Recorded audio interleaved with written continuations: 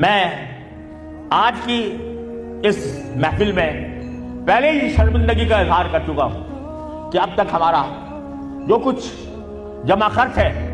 وہ کچھ مالی مدد کی حد تک ہے، کچھ زبانی مدد کی حد تک ہے،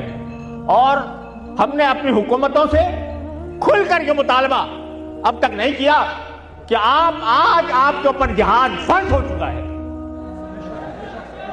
ساری اسلامی حکومتوں پر جہاد فرض ہو چکا ہے، اپنے حسب استطاعت ہر مسلمان حکومت پر جہاد فرض ہے۔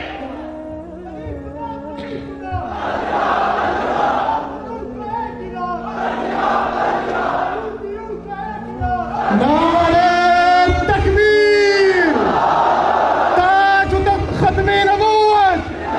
سبیلنا سبیلنا، سبیلنا سبیلنا، نعرہ تکبیر۔ اب صرف زبانی جمع خرچ سے ہم اللہ کے سامنے اب کوئی جواب دینے کے قابل نہیں، اب صرف زبانی مذمتوں سے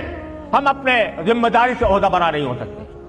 تمام مسلمان حکومتوں پر درجہ بدرجہ یہ جہاد فرض ہے۔ آنکھوں سے اپنے سامنے 55,000 سے زائد کلمہ توحید کے ماننے والوں کو ذبح ہوتے دیکھ کر بھی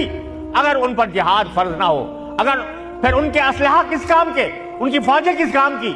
اگر وہ اپنے مسلمانوں کو اس ظلم و ستم سے نجات نہ دلا سکے۔